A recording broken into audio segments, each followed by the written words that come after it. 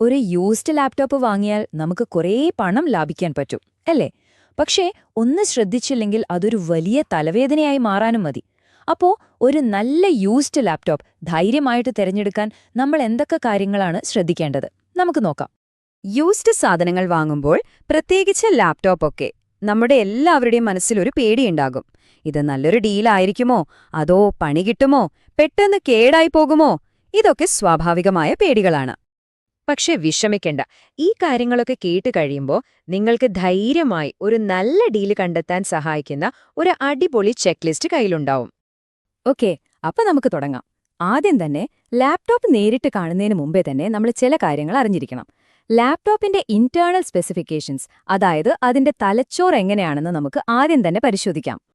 അപ്പോ ഈ പ്രോസസ്സർ എന്ന് പറയുന്നത് ലാപ്ടോപ്പിന്റെ തലച്ചോറ് പോലെയാണ്, അല്ലേ? നിങ്ങൾ ഇന്റൽ കോർ പ്രോസസ്സറുകളുള്ള ലാപ്ടോപ്പാണ് നോക്കുന്നതെങ്കിൽ ഏറ്റവും കുറഞ്ഞത് 8ാമത്തെ ജനറേഷൻ, അതായത് 8th ജെൻ അല്ലെങ്കിൽ അതിനു മുകളിലുള്ളത് തന്നെ തിരഞ്ഞെടുക്കാൻ ശ്രമിക്കുക. ഇന്നത്തെ കാലത്ത് സ്മൂത്തായിട്ട് കാര്യങ്ങൾ നടക്കണമെങ്കിൽ അത് അത്യാവശ്യമാണ്. അടുത്തത് സ്റ്റോറേജ് ആണ്. ഇവിടെയാണ് പലർക്കും അബദ്ധം പറ്റുന്നത്. ലാപ്ടോപ്പിന്റെ സ്പീഡ് തീരുമാനിക്കുന്നതില് പഴയ ടെക്നോളജിയും പുതിയ ടെക്നോളജിയും തമ്മില് പറഞ്ഞറിയിക്കാൻ പറ്റാത്ത അത്ര വ്യത്യാസമുണ്ട്. ഈ ടേബിൾ കണ്ടില്ലേ? SSD എന്ന് പറയുന്നത് നല്ല വൃത്തിയും വെടിപ്പുമുള്ളൊരു മേശ പോലെയാണ്. വേഗത്തിൽ കാര്യങ്ങൾ എടുക്കാം. പക്ഷേ HDDയോ സാധനങ്ങൾ കുത്തിനിറച്ചൊരു പഴയ അലമാര പോലെയാണ്. സ്പീഡിന്റെ കാര്യത്തിലും ഈട് നിൽക്കുന്ന കാര്യത്തിലും SSD ഒരുപാട് മുന്നിലാണ്. അതുകൊണ്ട് ഒരു സംശയം വേണ്ട, നല്ല സ്പീഡ് വേണമെങ്കിൽ SSD തന്നെ വേണം. അതൊരു നിർബന്ധമാണ്.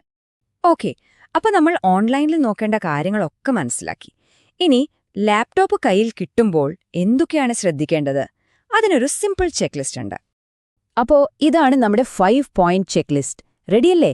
1 സ്ക്രീന്, 2 കീബോർഡ്, 3 എല്ലാ പോർട്ടുകളും, 4 ബാറ്ററി, പിന്നെ 5ാമതായി ലാപ്ടോപ്പിന്റെ മൊത്തത്തിലുള്ള കണ്ടീഷൻ.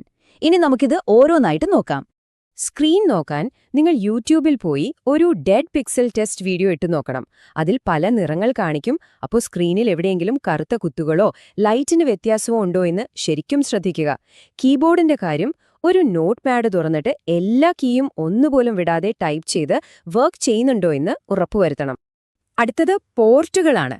ഇത് ചിലപ്പോൾ നമ്മൾ മറന്നു പോകാൻ സാധ്യതയുണ്ട്, പക്ഷേ വളരെ പ്രധാനപ്പെട്ടതാണ്. നിങ്ങളുടെ കയ്യിലൊരു പെൻഡ്രൈവ് എന്തായാലും കാണുമല്ലോ. അതെടുത്ത് എല്ലാ USB പോർട്ടിലും കുത്തിനോക്കുക. അതുപോലെ ഒരു ഹെഡ്ഫോൺ വെച്ച് ഓഡിയോ ജാക്കും ടെസ്റ്റ് ചെയ്യണം. കാരണം ഒരു പോർട്ട് വർക്ക് ചെയ്യുന്നില്ലെങ്കിൽ അത് പിന്നീട് വലിയ ബുദ്ധിമുട്ടാകും. ലാപ്ടോപ്പ് ഓൺ ആകുന്നുണ്ടോന്ന് മാത്രം നോക്കിയാൽ പോരാ, അതിന്റെ ബാറ്ററി ഹെൽത്ത് എത്രയുണ്ടെന്ന് അറിയണം. അതായത് പുതിയതായിരുന്നപ്പോൾ 10 മണിക്കൂർ ചാർജ് കിട്ടിയിരുന്നെങ്കിൽ ഇപ്പോൾ എത്ര കിട്ടും? അതാണ് കണക്ക്. ഇത് ശതമാനക്കണക്കിൽ വിൽപ്പനക്കാരനോട് ചോദിക്കാം. അല്ലെങ്കിൽ വിൻഡോസിലും മാക്കിലും നമുക്ക് തന്നെ ഇത് കണ്ടെത്താനുള്ള വഴികളുണ്ട്. ഇനി നമ്മുടെ ഫിസിക്കൽ ചെക്കിങ്ങിലെ അവസാനത്തെ 2 കാര്യങ്ങൾ. 1, ലാപ്ടോപ്പിന്റെ ഫാനൊക്കെയുള്ള വെൻസില്ലേ, അതൊന്ന് നോക്കാം.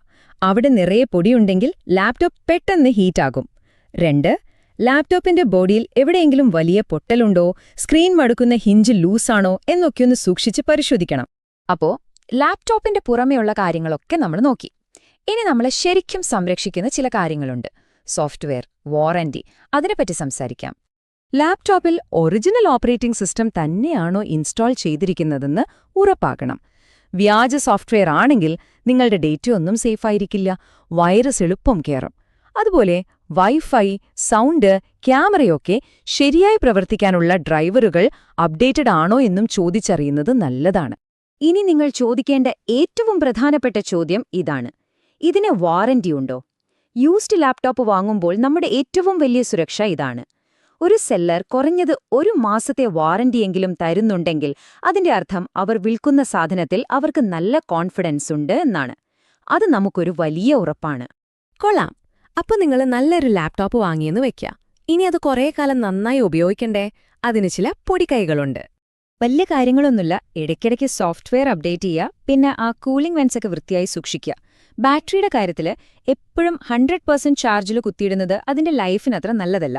ഒരു 20നും 80നും ഇടയിൽ നിർത്തുന്നതാണ് ഏറ്റവും നല്ലത്. അപ്പോൾ ഒന്നോർക്കുക, ഈ പറഞ്ഞ കാര്യങ്ങളൊക്കെ നോക്കി വാങ്ങുന്നൊരു ലാപ്ടോപ്പ് വെറുമൊരു മെഷീനല്ല. അത് നിങ്ങളുടെ ജോലിക്കും പഠിപ്പിനുമൊക്കെയുള്ളൊരു ഇൻവെസ്റ്റ്മെന്റ് ആണ്. അതുകൊണ്ട് എപ്പോഴും വാറന്റിയും നല്ല സപ്പോർട്ടും തരുന്ന ലാബിറ്റൽ കമ്പ്യൂട്ടേഴ്സിനെ പോലുള്ള വിശ്വസ്തരായ ആളുകളിൽ നിന്ന് വാങ്ങാൻ ശ്രമിക്കുക. അപ്പോ ഒരു യൂസ്ഡ് ലാപ്ടോപ്പ് വാങ്ങാൻ വേണ്ട എല്ലാ കാര്യങ്ങളും ഇപ്പോൾ നിങ്ങളുടെ കയ്യിലുണ്ട്. ഇനി പേടിക്കേണ്ട ഒരു കാര്യമില്ല. ഈ ചെക്ക് ലിസ്റ്റും വെച്ച് നിങ്ങളുടെ ആവശ്യത്തിനുള്ള ആ ബെസ്റ്റ് ഡീൽ കണ്ടെത്താൻ ഇറങ്ങിക്കോളൂ. ധൈര്യമായി മുന്നോട്ട് പോവുക.